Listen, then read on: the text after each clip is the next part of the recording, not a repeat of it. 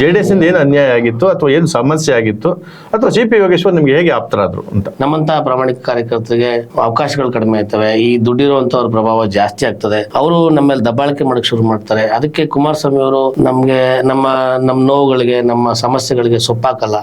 ಅಂದ್ರೆ ಯೋಗೇಶ್ವರ್ ಅವರು ನಿಮ್ಗೆ ಆ ಮನ್ನಣೆನ ಕೊಟ್ರ? ಅದಕ್ಕಿಂತ ಜಾಸ್ತಿ ಸಿಕ್ತು. ಈ ಯೋಗೇಶ್ವರ್ ಅವ್ರದ್ದು ಮತ್ತೆ ಕುಮಾರಸ್ವಾಮಿ ಅವ್ರ ಡಿಫರೆನ್ಸ್ ಏನು ಅಂದ್ರೆ, ಯೋಗೇಶ್ವರ್ ಅವ್ರಿಗೆ ಒಂದು ಸಣ್ಣ ಕಾರ್ಯಕರ್ತರ ಪರಿಚಯನೂ ಸಹ ಇದೆ. ಆಮೇಲೆ ಅವ್ರು ಯಾರು ದುಡಿಯಲ್ಲ ಅನ್ನೋದು ಅರಿವು ಅವ್ರಿಗೆ ಇರ್ತದೆ. ಕುಮಾರಸ್ವಾಮಿ ಅವ್ರಿಗೆ ಹಂಗಲ್ಲ. ಹೇಳಿಕೆ ಮಾತು ಕೇಳೋದು ಜಾಸ್ತಿ CP ಯೋಗೇಶ್ವರ್ ಅಂತ ಅಲ್ಲ, ಹೇಳಿಕೆ ಮಾತು ಕೇಳ್ತಾರೆ, ಬಟ್ ತಲೆ ತಗೊಳಲ್ಲ.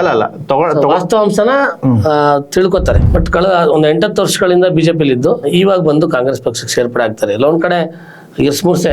ಜಮೀರ್ ಅಹಮದ್ ಅವರ ಹೇಳಿಕೆ ಒಕ್ಕಲಿಗರ ಮತದ ಹೇಗೆ ವಿಂಗಡಿಸ್ತು? ಜಮೀರ್ ಅವ್ರದ್ದು ಕುಮಾರಸ್ವಾಮಿ ಅವ್ರ ತಿಕ್ಕಾಟ ಇದು ನಿರಂತರ.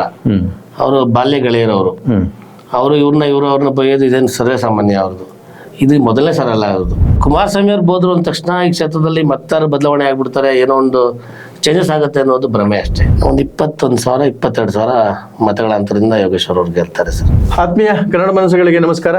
ನಾನು ನಿಮ್ಮ ಗೌರ ಶ್ರೀನಿವಾಸ್. ನೀವು ನೋಡ್ತಾ ಇದ್ದೀರಿ ಕರುನಾಡು ಟಿವಿ ಡಿಜಿಟಲ್ ಮೀಡಿಯಾ. ಪ್ರಿಯ ಕನ್ನಡಿಗರೇ, ಚುನಾವಣೆ ಅಂದ್ರೆ ಚನ್ನಪಟ್ಟಣ ನೆನಪಾಗುತ್ತೆ. ಬಹುತೇಕ ಕೆಲ ಸಂದರ್ಭಗಳಲ್ಲಿ ಹಲವಾರು ರಾಜಕಾರಣಿಗಳ, ಅದರಲ್ಲೂ ಒಂದು ಸದ್ಗುಣ ಇರುವಂತಹ ರಾಜಕಾರಣಿಗಳನ್ನ, ಸಜ್ಜನ ರಾಜಕಾರಣಿಗಳನ್ನ ನೋಡಿದಂತ ಸಂದರ್ಭದಲ್ಲಿ ಇವತ್ತಿಗೂ ನನಗೆ ಹಲವಾರು ಬಾರಿ ಹೇಳಿರುವಂತ ಮಾತು ಅಂದ್ರೆ, ಎಲ್ಲೋ ಒಂದ್ ಕಡೆ ಚುನಾವಣೆ ಅಂದ್ರೆ ಚನ್ನಪಟ್ಟಣ ನೆನಪು ಬರ್ತದೆ, ಗಿಫ್ಟ್ ಅಂದ್ರೆ ಚನ್ನಪಟ್ಟಣ ನೆನಪು ಬರ್ತದೆ ಅಂತ ಹೇಳ್ತಾರೆ. ಕಾರಣ ಹಲವಾರು ಇರ್ಬೋದು. ಅದೇ ರೀತಿಯಲ್ಲಿ ಈ ಬಾರಿಯ ಉಪಚುನಾವಣೆ ನಡೀತಲ್ಲ, ಕೇವಲ 3.5 ವರ್ಷ ಅವಧಿಗೆ ಬೇಕಾದಂತ ಚುನಾವಣೆ ನಡೀತಲ್ಲ. ಈ ಚುನಾವಣೆ ಹಣದ ಹುಚ್ಚು ಹೊಳೆಯೇ ಹೆರ್ತಿದೆ. ಪಕ್ಷಕ್ಕಿಂತ ವ್ಯಕ್ತಿಯೇ ಮುಖ್ಯ ಅನ್ನುವಂಥ ನಿಟ್ಟಿನಲ್ಲೂ ಸಹ ಗೆಲ್ಲಲೇಬೇಕು ಎಂಬ ಹಠದಿಂದ ಹ್ಯಾಟ್ರಿಕ್ ಸೋಲ್ ಆಗಬಾರ್ದು ಅನ್ನೋದು ದೃಷ್ಟಿಯಿಂದ ಚುನಾವಣೆ ನಡೆದಿದೆ. ಈ ಚುನಾವಣೆ ಹೇಗೆ ನಡೀತು, ಯಾರು ಗೆಲ್ಲಬಹುದು, ಕಾರಣ ಏನಿರಬಹುದು, ಬಹುತೇಕ ಪ್ರಶ್ನೆಗಳಿಗೆ ಕಾಂಗ್ರೆಸ್ ಪಕ್ಷದ ಅಭ್ಯರ್ಥಿಯಾಗಿದ್ದಂತಹ CP ಯೋಗೇಶ್ವರ್ ಅವರ ಆಪ್ತರಾಗಿರುವಂತಹ JK ಎಂದೇ ಒಂದು ನಾಮಕರಣವನ್ನು ಹೊಂದಿರುವಂತಹ ಮುದುಗೆರೆಯ ಜಯಕುಮಾರ್ ನಮ್ಮ ಜೊತೆ ಇದ್ದಾರೆ. ಸರ್ ನಮಸ್ಕಾರ. ನಮಸ್ತೆ ಜಯಕುಮಾರ್ ಅವರೇ, ನಾನು ನೇರವಾಗಿ ಪ್ರಶ್ನೆಗೆ ಬರ್ತಿದ್ದೆ. ಎಲ್ಲರಿಗೂ ಗೊತ್ತಿರುವಂತಹ ಸಾಮಾನ್ಯ ಸಂಗತಿಗಳು, ಈಗ ರಾಜ್ಯದಲ್ಲಿ 3 ಉಪಚುನಾವಣೆ ನಡೆದಿದೆ. ಅದು ಕಾರಣ ನಿಮ್ಗೆ ಗೊತ್ತಿದೆ. ಶಾಸಕರಾಗಿದ್ದಂಥವರನ್ನೇ ಸಂಸದರಾಗಿ ಆಯ್ಕೆ ಆದ ನಂತರ ಉಪಚುನಾವಣೆಗಳಿರೋದು. ಅದೇ ಸಿಗ್ಗಾವಿ ಸಂಡೂರ್ನ ಹೋಲಿಸ್ಕೊಂಡಾಗ ಚನ್ನಪಟ್ಟಣ ಬಹಳಷ್ಟು ವಿಶೇಷವನ್ನ ತಂದುಕೊಡ್ತು. ಬಹುತೇಕ ರಾಜ್ಯದ ನಾಯಕರುಗಳನ್ನೇ ಸಂಡೂರು ಸಿಗ್ಗಾವಿ ಮರ್ತ್ಬಿಟ್ರೇನೋ ಅನ್ನೋ ನಿಟ್ಟಿನಲ್ಲಿ ಕೆಲಸ ಮಾಡಿದ್ದಾರೆ. ಸೊ ನೀವು ಯೋಗೇಶ್ವರ್ ಪರವಾಗಿ ಕೆಲಸ ಮಾಡಿದಿರಿ, ಅಂದ್ರೆ ಕಾಂಗ್ರೆಸ್ ಪಕ್ಷದ ಪರವಾಗಿ ಕೆಲಸ ಮಾಡಿದಿರಿ. ಏನ್ ಅನ್ನಿಸ್ತಾ ಇದೆ ಚುನಾವಣೆ? ಈ ಚನ್ನಪಟ್ಟಣ ಚುನಾವಣೆ ಅಂತ ಅಂದ್ರೆ ಸಾಕು, ಅದು ರಾಜ್ಯಕ್ಕೆ ಸುದ್ದಿ ಆಯ್ತದೆ. ಯೋಗೇಶ್ವರ್ ಅವರು 99ರಲ್ಲಿ ಚುನಾವಣೆ ಸ್ಪರ್ಧೆ ಮಾಡಿದಾಗಿಂದನು ಇಡೀ ರಾಜ್ಯದಲ್ಲಿ ನಮ್ಮ ಕ್ಷೇತ್ರ ಫೋಕಸ್ ಆಗುತ್ತೆ. ಯೋಗೇಶ್ವರ್ ಚುನಾವಣೆಗೆ ಈ ರಾಜಕೀಯ ಜೀವನಕ್ಕೆ ಕಾಲಿಟ್ಟಾಗಿಂದನು ಚನ್ನಪಟ್ಟಣ ಒಂದು ಕ್ಷೇತ್ರ ಒಂದು ಹೈ ವೋಲ್ಟೇಜ್ ಕ್ಷೇತ್ರ ಅನ್ನೋದ್ರಲ್ಲಿ ಯಾವುದೇ ಸಂಶಯ ಇಲ್ಲ. ಆದ್ರೆ ಈ ಚುನಾವಣೆ, ಈ ಉಪಚುನಾವಣೆ ಏನಿದೆ, ಕುಮಾರಸ್ವಾಮಿ ಅವರ ಕ್ಷೇತ್ರ ತೆರವಾದಂತಹ ಚುನಾವಣೆ, ಇದು ಬಹುಶಃ ರಾಜ್ಯ ರಾಜಕಾರಣದಲ್ಲಿ ಒಂದು ವಿಶೇಷವಾದಂತಹ ಚುನಾವಣೆ ಅಂತಲೇ ಹೇಳ್ಬೋದು. ಇಷ್ಟು ದೊಡ್ಡ ಪ್ರಮಾಣದಲ್ಲಿ ಚುನಾವಣೆ ಮಾಡಿದ ಇತಿಹಾಸ ನಮ್ಮ ಕರ್ನಾಟಕದಲ್ಲಿ ಇಲ್ಲ ಅಂತ ಹೇಳಿ ನನಗನ್ನಿಸ್ತದೆ. ನೀವು ಎಲ್ಲೋ ಒಂದ್ ಕಡೆ ನೀವು ರಾಜಕೀಯಕ್ಕೆ ಕಾಲಿಟ್ಟಂತ ಸಂದರ್ಭದಿಂದನೂ ಕಳೆದ ವಿಧಾನಸಭೆ ಚುನಾವಣೆವರೆಗೂ ನೀವು JDS ಜೊತೆಲಿ ಕುಮಾರಸ್ವಾಮಿ ಜೊತೆಲಿ ಇದ್ರಿ. ಯಾವ ಮಟ್ಟದ ಒಂದು ವ್ಯವನ್ನ ಇಟ್ಕೊಂಡಿದ್ರಿ ನೀವು ಅಂತ ಅಂದ್ರೆ, ಯುವಕನಾಗಿ JDS ವಿರುದ್ಧ ಇದೇ CP ಯೋಗೇಶ್ವರ್ ಇರ್ಬೋದು, ಮತ್ತೆ ಯಾರು ಇದ್ ಮಾಡಿದ್ರು ಒಂದು ಸ್ಟೇಟ್ಮೆಂಟ್ ಕೊಡುವಂತ ಇದಕ್ಕಿದ್ರಿ.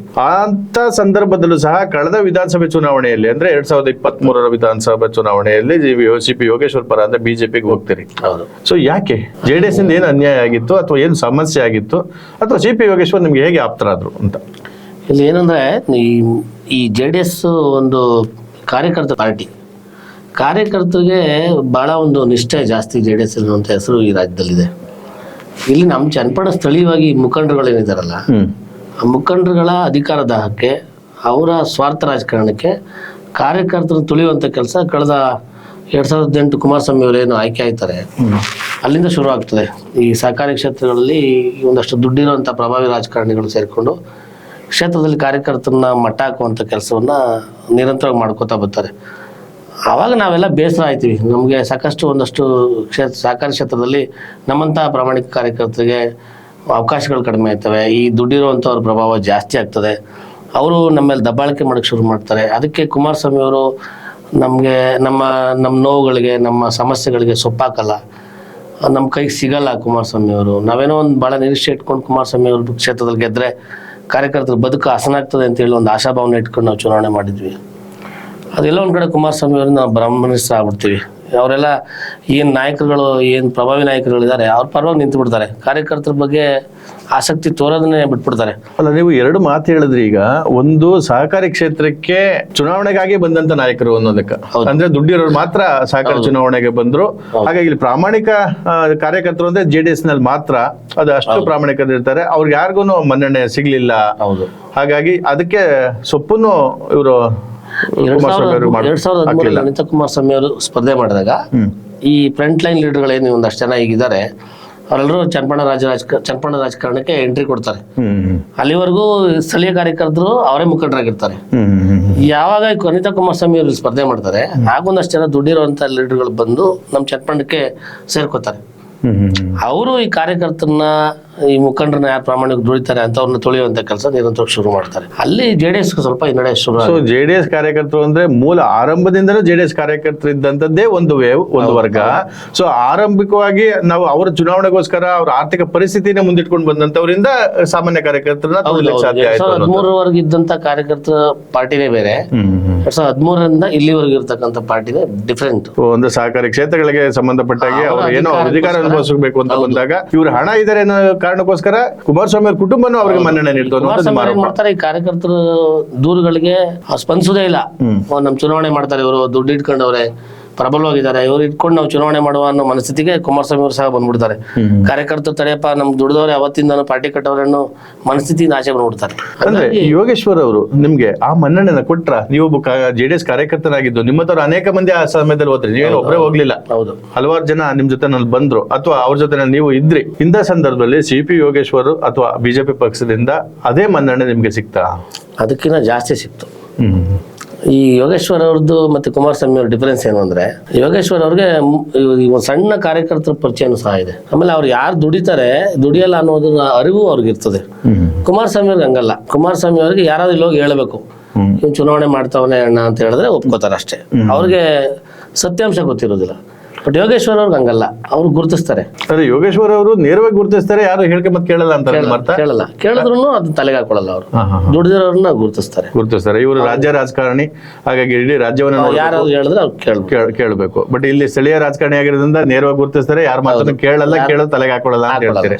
ಸೊ ಎಲ್ಲೋ ಒಂದ್ ಕಡೆ ನನಗೆ ನನ್ನ ಒಂದಷ್ಟು ಮಾಹಿತಿಗಳನ್ನ ತಗೊಂಡಂತ ಸಂದರ್ಭದಲ್ಲಿ ಹೇಳಿಕೆ ಮತ್ತೆ ಕೇಳೋದು ಜಾಸ್ತಿ CP ಯೋಗೇಶ್ವರ್ ಅಂತ. ಅಲ್ಲ, ಹೇಳಿಕೆ ಮತ್ತೆ ಕೇಳ್ತಾರೆ, ಬಟ್ ತಲೆಗೆ ತಗೊಳ್ಳಲ್ಲ. ವಾಸ್ತವಾಂಶನ ತಿಳ್ಕೊತಾರೆ. ವಾಸ್ತವಾಂಶ ತಿಳಿದು ಇದು ಸತ್ಯನಾ ಇಲ್ವಾ ಅನ್ನುವಂಥ ಪರೀಕ್ಷೆ ಮಾಡಿ ಯಾರು ಸರಿ ಇದ್ದಾರೆ ಅನ್ನೋದನ್ನ ಅನಲೈಸ್ ಮಾಡ್ತಾರೆ. ಈಗ ಉಪಚುನಾವಣೆಗೆ ಸಂಬಂಧಪಟ್ಟ ಹಾಗೆ ಆಕಸ್ಮಿಕವಾಗಿ ಕೊನೆಯ ಗಳಿಗೆಯಲ್ಲಿ ಚುನಾವಣೆ ಘೋಷಣೆ ಸಂದರ್ಭದಲ್ಲಿ ಬಂದಂತವರು CP ಯೋಗೇಶ್ವರು ಕಾಂಗ್ರೆಸ್ ಪಕ್ಷಕ್ಕೆ, ಅಲ್ಲಿವರೆಗೂ 5 ಚುನಾವಣೆಯನ್ನ ಅವರು BJP ಪಕ್ಷದಲ್ಲೇನೆ ಮಾಡಿರ್ತಾರೆ. ಹೇಗೆ ಅನ್ನಿಸ್ತು ಈ ಚುನಾವಣೆ ನಿಮ್ಗೆ?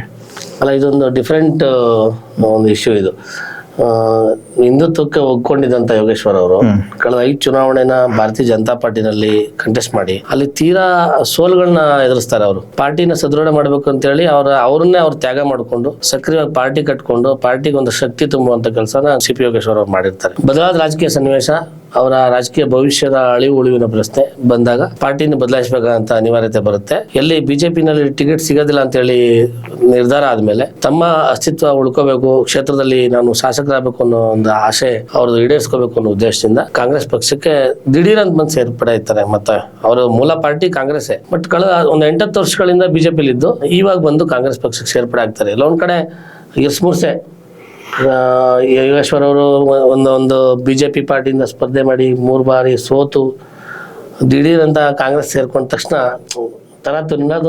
ಮತದಾರರು ನಾಯಕರು ಒಪ್ಕೊಬಿಡ್ತೀರಿ, ಮತದಾರರು ತಕ್ಷಣಕ್ಕೆ ಬದಲಾಗ್ತಾರ, ಚೇಂಜ್ ಆಗ್ತಾರ. CP ಯೋಗೇಶ್ವರ್ ಅಂದ್ರೆ BJP ಹಲವಾರು ಬಾರಿ ಮಾತಾಡಿದಂತ ಸಂದರ್ಭದಲ್ಲಿ ನನಗಿರೋದು 2 ಆಸೆ, ನಾನು ರಾಷ್ಟ್ರ ರಾಜಕಾರಣಕ್ಕೆ ಹೋಗಲ್ಲ, ಅದು ಮೈನಸ್. ರಾಜಕಾರಣ ನನಗೆ ರಾಜ್ಯ ರಾಜಕಾರಣದಲ್ಲೇ ಇರಬೇಕು, ಹಳೆ ಮೈಸೂರು ಭಾಗದ ನಾಯಕನಾಗಬೇಕು. ನಾನು ಕೊನೆವರೆಗೂ BJP-ಲೇ ಇರುವಂತವನ್ನ ಮೇಜರ್ ಆಗಿ ಇಟ್ಕೊಂಡಂತ CP ಯೋಗೇಶ್ವರ್ ಕೊನೆ ಗಳಿಗೆಯಲ್ಲಿ ಏಕಾಏಕಿ ಕಾಂಗ್ರೆಸ್ ಹೋದಂತ ಸಂದರ್ಭದಲ್ಲಿ ವಿಶೇಷವಾಗಿ ಮುಸ್ಲಿಂ ಮತದಾರರು ಸತತವಾಗಿ BJP-ಲಿ ಇದ್ದಂತ ಯೋಗೇಶ್ವರ ಕಾಂಗ್ರೆಸ್ ಒಪ್ಕೊಂಡಿದಾರ ಅಂತ.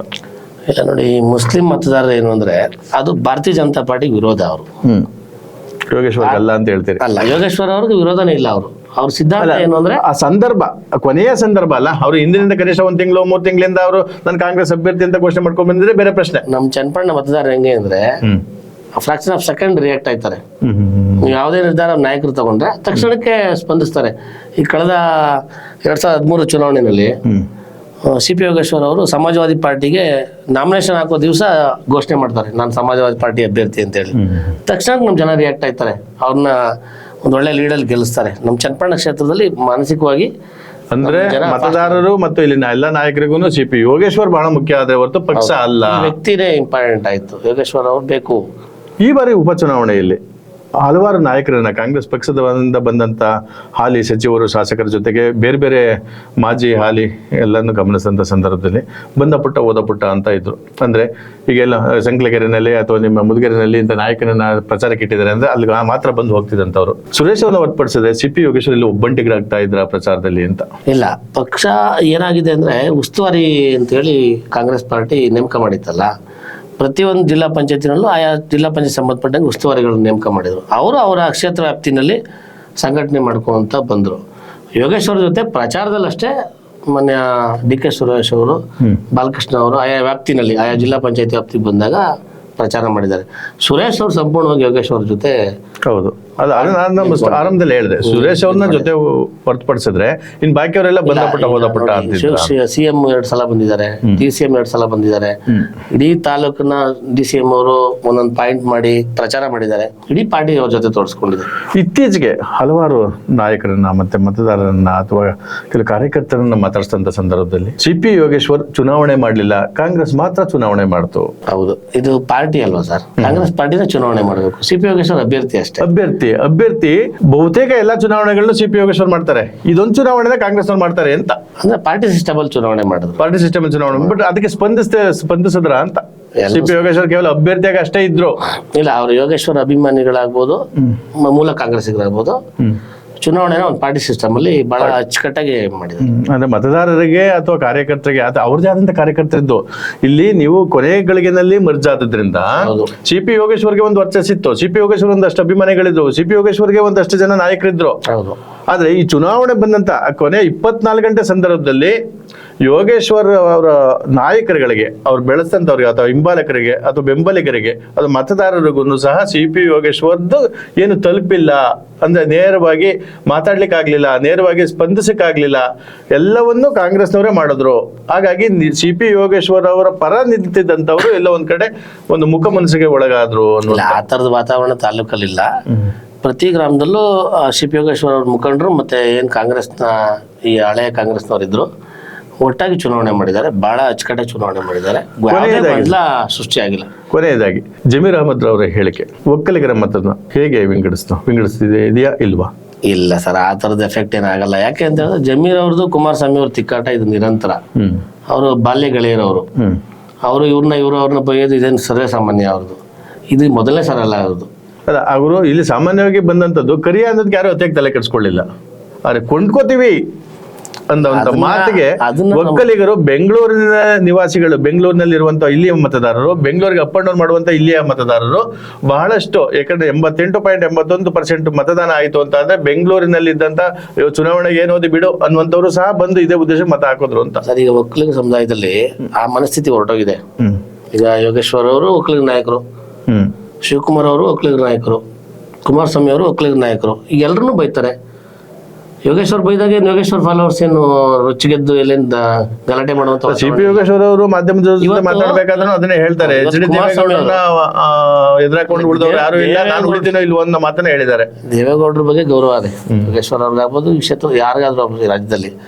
ಆದ್ರೆ ಕುಮಾರಸ್ವಾಮಿ ಅವ್ರು ಬೋದ್ರು ಅಂದ ತಕ್ಷಣ ಈ ಕ್ಷೇತ್ರದಲ್ಲಿ ಮತ್ತಾರು ಬದಲಾವಣೆ ಆಗ್ಬಿಡ್ತಾರೆ, ಏನೋ ಒಂದು ಚೇಂಜಸ್ ಆಗುತ್ತೆ ಅನ್ನೋದು ಭ್ರಮೆ ಅಷ್ಟೇ.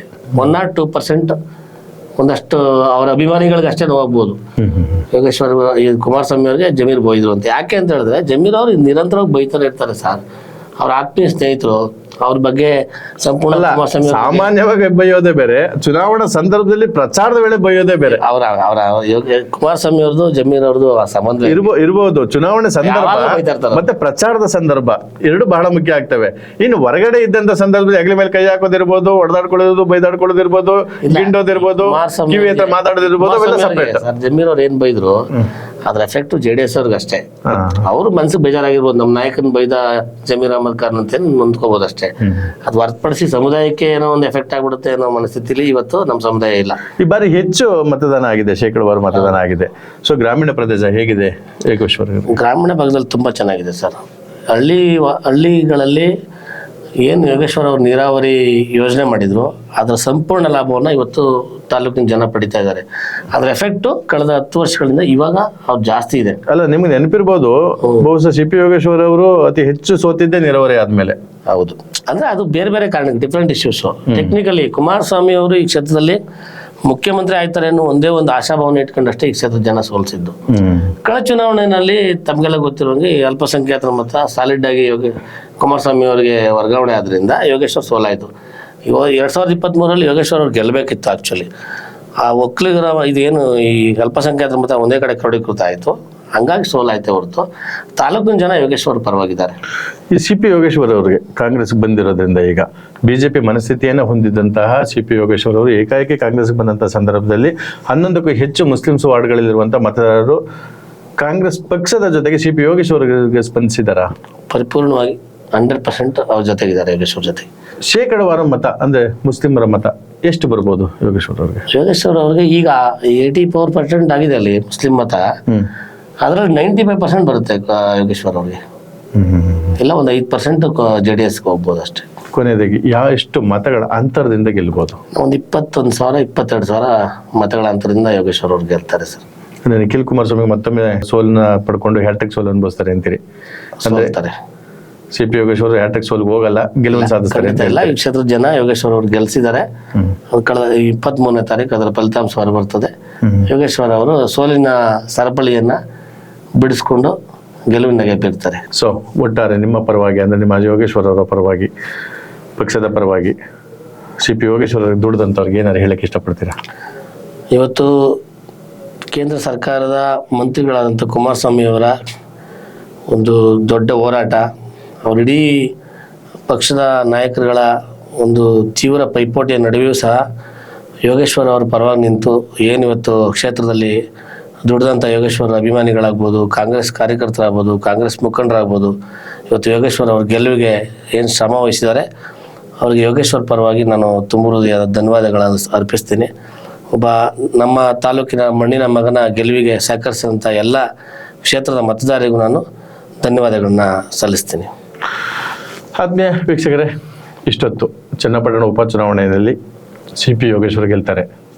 ನಾವೆಲ್ಲರೂ ಗೆದ್ದಂಗೆ CP ಯೋಗೇಶ್ವರ್ ಯಾಕೆ ಗೆಲ್ತಾರೆ, ಅವರ ಶ್ರಮ ಏನು, 2 ಬಾರಿ ಸ್ವತಂತ್ರ CP ಯೋಗೇಶ್ವರನ್ನ ಯಾಕೆ ಗೆಲ್ಲಿಸ್ತಾರೆ ಎನ್ನುವಂಥ ಮಾತುಗಳನ್ನ ಮುಸ್ಲಿಂ ಮತದಾರರು ಸಹ ಹೇಗೆ ಕೈ ಹಿಡಿತಾರೆ, ಕಾಂಗ್ರೆಸ್ ಪಕ್ಷ ಜೊತೆಗೆ ಅವರ ಅಭಿಮಾನಿಗಳು ಮತ್ತು ಅವರ ಬೆಂಬಲಿಗರು ಹೇಗೆ ಕೆಲಸ ಮಾಡಿದ್ದಾರೆ ಅನ್ನೋ ಪ್ರತಿಯೊಂದು ಇಂಚಿಂಚು ಎಳೆಯನ್ನು ಸಹ ಅವರ ಆಪ್ತರಾದಂತಹ ಮುದುಗೆರೆ ಜಯಕುಮಾರ್ ಅವರು ಬಿಡಿಸಿಟ್ಟಿದ್ದಾರೆ. ಮತ್ತೊಮ್ಮೆ ಮಗದೊಂದು ವಿಚಾರವಾಗಿ ಮತ್ತೊಂದು ಸುದ್ದಿಯ ಮುಖಾಂತರವಾಗಿ ತಮ್ಮ ಮುಂದೆ ನಮಸ್ಕಾರ.